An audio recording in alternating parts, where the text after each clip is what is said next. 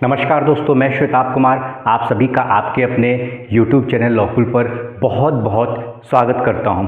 दोस्तों, आज हम लोग एक बहुत ही इम्पॉर्टेंट टॉपिक को कवर करने वाले हैं और वो टॉपिक है कंप्लेंट टू मैजिस्ट्रेट। यह जो टॉपिक है आपका, यह चैप्टर 16 के तहत आता है, यानी चैप्टर 16 ऑफ भारतीय नागरिक सुरक्षा संहिता 2023, जिसका एक्ट नंबर है 46। इसमें कुल सेक्शंस हैं, सेक्शन 223 से लेके सेक्शन 226 तक। तो दोस्तों, बहुत ही इंटरेस्टिंग यह टॉपिक आज का होने वाला है। इंटरेस्टिंग इसलिए होने वाला है कि कुल 2 इम्पॉर्टेंट अमेंडमेंट किए गए हैं। यह जो कंप्लेंट टू मैजिस्ट्रेट का जो प्रोविज़न है, सीआरपीसी में जो आपका पुराना प्रोसीजर लॉ था उसमें यह प्रोविज़न नहीं दिए गए थे, जिसमें कि कंप्लेंट टू मैजिस्ट्रेट का प्रावधान दिया गया था। लेकिन जो नया आपराधिक कानून है भारतीय नागरिक सुरक्षा संहिता, इसके तहत यह 2 इम्पॉर्टेंट प्रोविज़न को ऐड किया गया है। क्यों ऐड किया गया है वह अभी आपको समझ में आएगा, और यह जानना भी ज़रूरी है कि वह 2 इम्पॉर्टेंट जो एडिशन हुए हैं इस नए कानून में वह क्या है, क्योंकि इससे आपके क्वेश्चन बनेंगे। देखिए, पहला क्वेश्चन तो यह बन जाएगा कि जो आपका कंप्लेंट टू मैजिस्ट्रेट है वह किस चैप्टर के तहत आता है। तो चैप्टर 16 हो गया, यानी चैप्टर 16। सेक्शंस कहाँ से कहाँ तक हैं, तो सेक्शन 223 से लेके सेक्शन 226 तक। 223 में बताया गया है प्रोसीजर ऑफ कंप्लेंट, यानी कि कंप्लेंट कैसे फाइल होगा, ठीक है। और इसी सेक्शन के तहत जो आपका सेक्शन 223 है, इसी के तहत नया प्रोविज़न, जो 2 नया प्रोविज़न है वो ऐड किया गया है। और जो लास्ट आपका सेक्शन है उसे ध्यान रखना है, सेक्शन 226 के तहत बताया गया है डिसमिसल ऑफ कंप्लेंट, मतलब कंप्लेंट जो होता है उसे कोर्ट के द्वारा खारिज करना, ठीक है। यानी कि 2 सेक्शन आपको यहाँ पर ध्यान रखना है, एक सेक्शन 223 अटमोस्ट इम्पॉर्टेंट है एंड एक सेक्शन 226। 223 क्यों इम्पॉर्टेंट है आपका, क्योंकि इसमें 2 बातों को ऐड किया गया, 2 नए प्रोविजंस ऐड किए गए हैं, ठीक है। और 226 क्या है आपका, तो यह है आपका डिसमिसल ऑफ कंप्लेंट, यानी कंप्लेंट को खारिज करना। तो डिसमिसल ऑफ कंप्लेंट सिंपल सा यही आपसे पूछा जाएगा कि डिसमिसल ऑफ कंप्लेंट किस सेक्शन के अंदर आता है। आपको ऑप्शंस दे दिया जाएगा कि सेक्शन 223 है, 224 है, 225 है, 226 है। आपको ध्यान में रहेगा सेक्शन 226 होता है डिसमिसल ऑफ कंप्लेंट, आप वहाँ पे टिक कर देंगे राइट ऑप्शन में।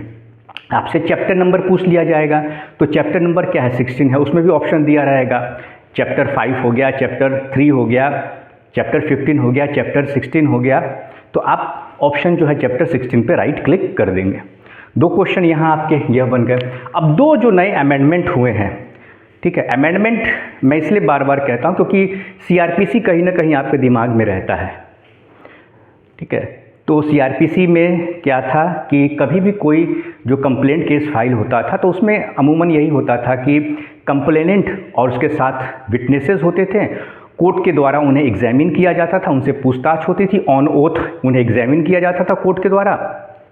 वह जो अपना कंप्लेंट फाइल करते थे या तो रिटेन में होता था, नहीं तो ओरल में होता था। तो ओरल में जो कंप्लेनेंट बोलते थे उसे कोर्ट के द्वारा इन रिटन लिखा जाता था, जो जुडिशियल मजिस्ट्रेट होते थे, जो होते हैं उनके द्वारा लिखा जाता है।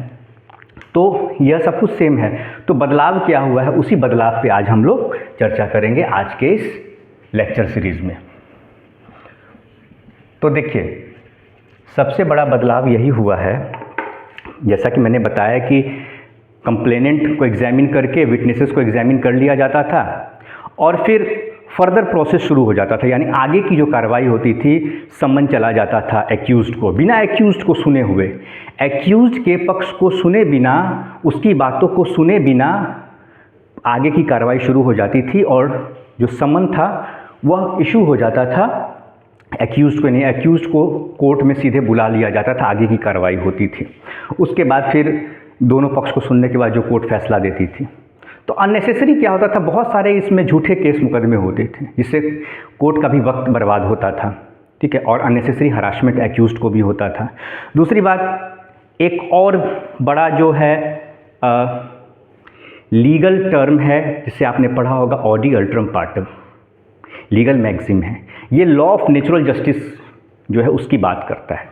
नैसर्गिक न्याय की बात करता है, उसकी भी कहीं ना कहीं उसको ब्रीच किया जाता था, उसे ध्यान में नहीं रखा जाता था, उसकी अवहेलना हुई थी पुराने कानून के तहत। लेकिन नए कानून में इस बात को ध्यान रखा गया है कि जो लॉ ऑफ आपका नेचुरल जस्टिस है, लॉ ऑफ नेचुरल जस्टिस, उसे भी ध्यान में रखते हुए इस नए कानून को बनाया गया। इसलिए मैं अमेंडमेंट बोलता हूँ। हालांकि अभी नया कानून बना है, इसमें तो कोई अमेंडमेंट हुआ ही नहीं है, इसमें तो ऑलरेडी इंक्लूड है यह बात इसमें ऑलरेडी पहले से ही ऐड कर दिया गया है, जोड़ दिया गया है।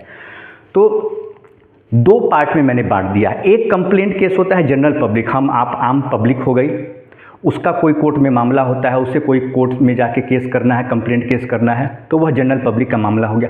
एक मामला है पब्लिक सर्वेंट, यानी जो लोक सेवक होते हैं उनके ऊपर कोई केस मुकदमा चलता है, कंप्लेंट केस होता है, तो उसमें कैसे प्रक्रिया होगी। तो इस दो भाग में मैंने बांट दिया है। तो सबसे पहले हम लोग देखते हैं जनरल पब्लिक के मामले में। तो जो जनरल पब्लिक है आपका, आम जो नागरिक हैं, आम लोग जो हैं, उनमें क्या होता है कि एक कंप्लेनेंट, देखिए एक कंप्लेनेंट हो गए, ठीक है, जिनको केस करना है, प्लस विटनेसेस हो गए, विटनेस हो गए। इन दोनों को कोर्ट के द्वारा एग्जामिन किया जाता है, यानी इनसे पूछताछ की जाती है, इनके बातों को सुना जाता है कि क्या क्या आपका मामला है, क्या आपके साथ क्या ऐसा हुआ है जिसके लिए आप कोर्ट में न्याय के लिए आए हुए हैं। पूरा इनका केस सुनते हैं, इनके साथ किस तरह की घटना हुई है, क्या वारदात हुई है, पूरा सुना जाता है। उसके बाद जो गवाह होते हैं, जिन्होंने मामले को देखा है या उस मामले को लेकर उनके पास कोई जानकारी है, तो वह गवाह होते हैं, गवाह से पूछताछ होती है। लेकिन यह जो भी कोर्ट एग्जामिन करेगी, पूछताछ करेगी, उसमें दो बातें मैंडेटरी है, दो बातें मैंडेटरी हैं। पहली बात है ऑन ओथ होगा, इन्हें जो एग्जामिन किया जाएगा वो ओथ पर होगा, ठीक है, पहला चीज़ ओथ पर होगा। दूसरा चीज़ कि जो इनका जो पिटिशन होता है, जिसे आवेदन कहते हैं हम, ठीक है, वो एप्लीकेशन जो इनका होता है वह सपोर्टेड बाय एफिडेविट होगा, यानी एफिडेविट भी इनसे लिया जाएगा, इस बात का शपथ पत्र भी उनसे लिया जाएगा, ठीक है, शपथ पत्र जिसे हम कहते हैं, शपथ पत्र भी लिया जाएगा। तो प्रक्रिया ये होगा कि कंप्लेनेंट का एग्जामिन किया जाएगा कोर्ट के द्वारा, कंप्लेनेंट से पूछताछ की जाएगी, साथ में जो विटनेस हो गए उनसे पूछताछ की जाएगी, जो गवाह होते हैं उनसे पूछताछ की जाएगी। ओथ पर होगा इनका एग्जामिन, कंप्लेनेंट और विटनेस, इनसे जो कोर्ट पूछताछ करेगी वो ओथ पर पूछताछ करेगी, और इनका जो आवेदन होगा वो साथ में उसके शपथ पत्र भी लगेगा, एफिडेविट भी लगेगा। यहाँ तक तो ठीक है, यहाँ तक तो सब कुछ सही चल रहा है, पुराने कानून में भी था। बदलाव यह हो गया कि कॉग्निजेंस से पहले कोर्ट तब तक मामले का कॉग्निजेंस नहीं लेगी, संज्ञान नहीं लेगी, इसका मतलब आगे कार्रवाई तब तक कोर्ट नहीं करेगी इस मामले में जब तक एक्यूज्ड, यानी जिसके खिलाफ केस हुआ है, जिसे आरोपी बनाया गया है, उसके पक्ष को कोर्ट न सुन ले। उसका पक्ष भी सुनना जरूरी है। बिना, पहले क्या होता था, बिना एक्यूज्ड को सुने ही आगे की कार्रवाई शुरू हो जाती थी, कोर्ट के द्वारा शुरू कर दी जाती थी। लेकिन इस नए कानून में यही बहुत बड़ा बदलाव हुआ है। यही नैसर्गिक न्याय की बात कर रहा हूँ मैं, लॉ ऑफ नेचुरल जस्टिस की बात कर रहा हूँ, ऑडी अल्ट्रम पार्टम, इसी कानून की। तो मैंडेटरी है कि accused must B heard before taking cognizance, यानी कि कॉग्निजेंस लेने से पहले कोर्ट को एक्यूज्ड के पक्ष को भी सुनना होगा। बिना एक्यूज्ड के पक्ष को सुने बिना कोर्ट आगे कार्रवाई नहीं कर सकती है। यह मैंडेटरी है, मैंडेटरी प्रोविज़न है। तो ये सबसे बड़ा बदलाव हुआ है। और लॉ ऑफ नेचुरल जस्टिस की अगर मैं बात करूं, लॉ ऑफ नेचुरल जस्टिस की अगर मैं बात करूं सर, तो यहाँ पर उसी बात को ध्यान में रखते हुए जो नया कानून बना है उसमें इस बात को इंक्लूड किया गया है, मैंडेटरी बनाया गया है। यह प्रोविज़न है आपका ऑडी अल्टरम पार्टम। यह याद कर लीजिए, ऑडी अल्ट्रम पार्टम, यानी no one should be unheard, यानी कि दोनों पार्टी को सुना जाएगा। कि ऐसा नहीं कि किसी भी, ऐसा नहीं होना चाहिए कि किसी एक पक्ष को न सुना गया हो, यह नहीं होना चाहिए। मामले से जुड़े जितने जो भी पक्षकार हैं उनके पक्ष को सुनना जरूरी है, उनकी बातों को सुनना जरूरी है, तभी आगे का जो मामला है उस पर कार्रवाई की जाएगी। यह मैंडेटरी प्रोविज़न है। तो पहला तो यह हो गया आम पब्लिक के मामले में, आम नागरिक हैं उनके मामले में यह हो गया कि अगर किसी तरह का उनको कोर्ट से केस करना है तो कंप्लेंट केस के माध्यम से वो कोर्ट से केस करेंगे। कोर्ट के द्वारा उन्हें एग्जामिन किया जाएगा, पूछताछ किया जाएगा, ओथ पर होगा, विटनेसेस से भी पूछताछ किया जाएगा, उनको भी कोर्ट के द्वारा जो एग्जामिन किया जाएगा उनसे पूछताछ की जाएगी, वह भी ओथ पर होगा। यहाँ तक सेम है। लेकिन कोर्ट का जो सबसे बड़ा मैंडेटरी प्रोविज़न कोर्ट को दिया गया है फॉलो करने के लिए, वह यह है कि before taking cognizance accused must be heard.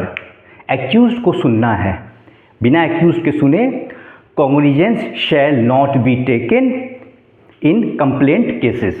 ठीक है, यह मैंडेटरी प्रोविज़न हो गया और यह प्रोविज़न दिया गया सेक्शन 223 के सबसेक्शन 1 के तहत। यह एक सबसे इंपॉर्टेंट टॉपिक हो गया। तो यहाँ तक तो ठीक है, यह तो आम पब्लिक के मामले में हमने समझ लिया। ऑडी अल्ट्रम पार्टम, नोट कर लीजिएगा इसे आप। ऑडी अल्ट्रम पार्टम लॉ ऑफ नेचुरल जस्टिस का सिद्धांत है, यानी कि no one should be unheard, both party must be heard, accused must be heard before taking cognizance.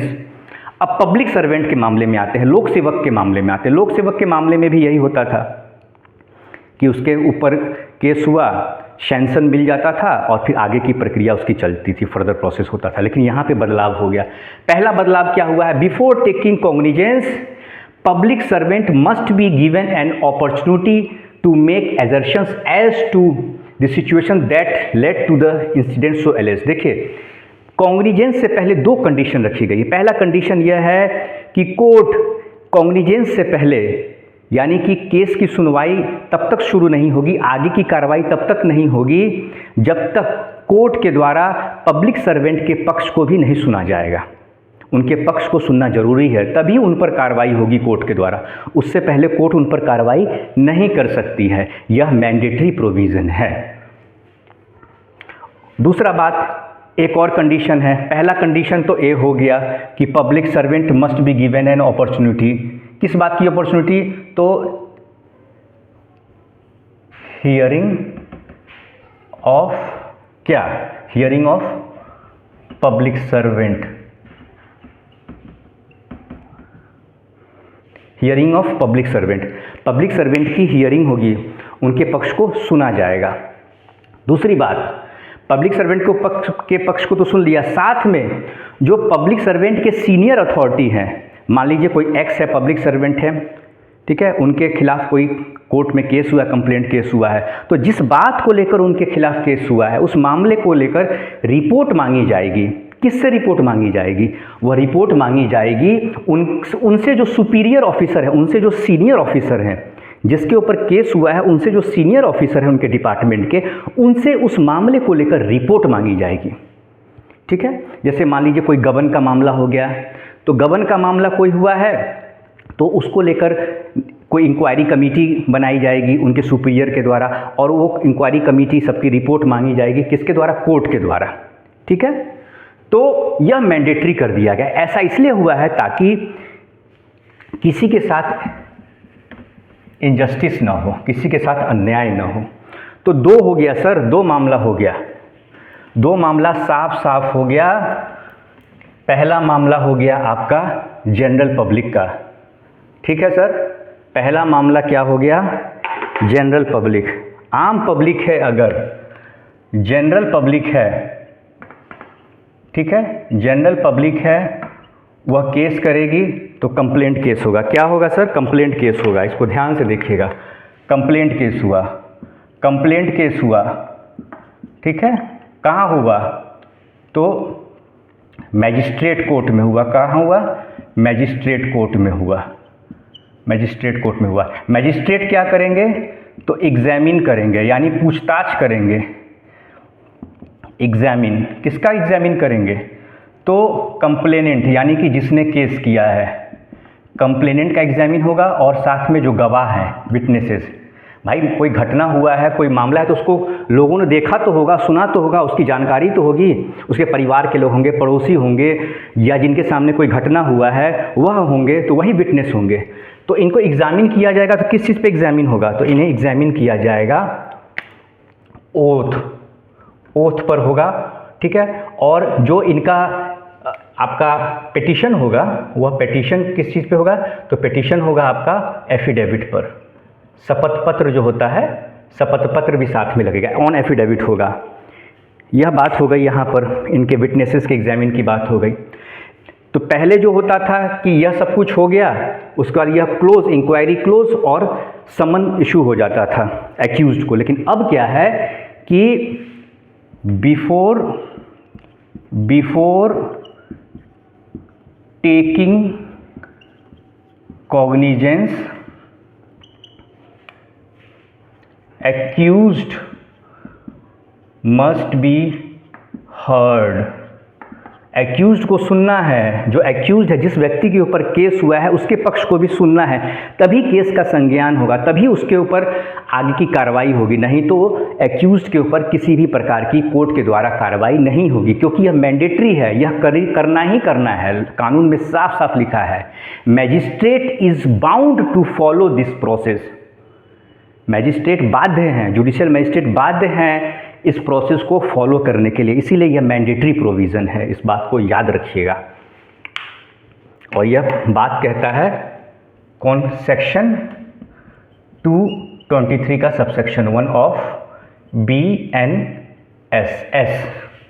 ये बात हो गई आम पब्लिक, यानी मैं हो गया, आप हो गए, आम जो सोसाइटी है, समाज है, देश के नागरिक है, उनसे रिलेटेड है। अब पब्लिक सर्वेंट, जो लोक सेवक हैं, जो पब्लिक सर्वेंट है, उनके मामले में क्या होगा? आ जाइए, वही मैं थोड़ा बाइफरकेट करके एक बार और बता देता हूँ आपको। पब्लिक सर्वेंट के मामले में भी जो बदलाव हुआ है वह भी बहुत ही इम्पोर्टेंट है। पब्लिक सर्वेंट के मामले में भी अगर कोई कंप्लेंट केस होता है, पब्लिक सर्वेंट के मामले में भी होता है, तो वहाँ पर भी वही बात है कि public servant must be heard, यानी कि पब्लिक सर्वेंट के पक्ष को भी सुना जाएगा। Public servant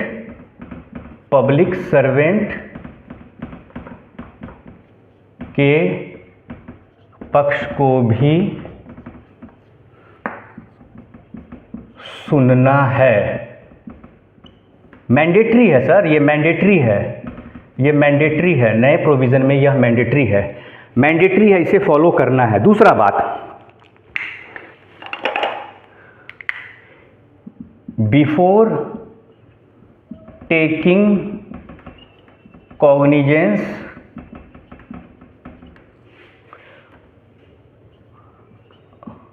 a report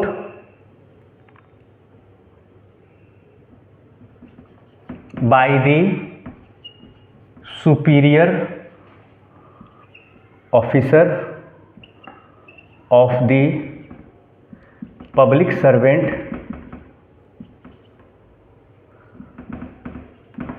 is demanded by the court. It's a mandatory provision.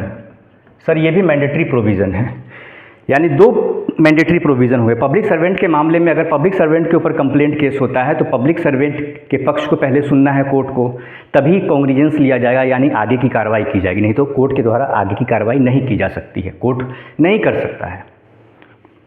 Court is bound to follow these provisions. दूसरी बात, before taking cognizance a report by the superior officer of the public servant is demanded by the court. It's a mandatory provision. Court के द्वारा, जिस court में complaint case हुआ है उस court के द्वारा एक रिपोर्ट मांगा जाएगा। पब्लिक सर्वेंट के जो सुपीरियर हैं, उनसे सुपीरियर जो ऑफिसर हैं, उनसे रिपोर्ट मांगा जाएगा।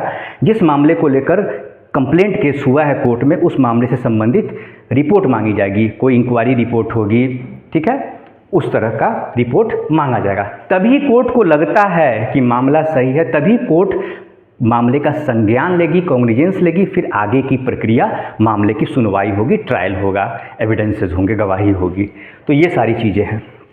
तो दोस्तों यह बहुत ही इम्पॉर्टेंट आज का लेक्चर सीरीज़ है। मैंने बहुत ही प्रैक्टिकल तरीके से आपको बताया है, बहुत ही प्रैक्टिकल तरीके से यह आपसे पूछा जाएगा। तो आज का यह लेक्चर कैसा लगा मुझे कमेंट सेक्शन में ज़रूर बताएंगे। आज का यह लेक्चर मैं यहीं पे कंक्लूड करता हूँ। नमस्कार।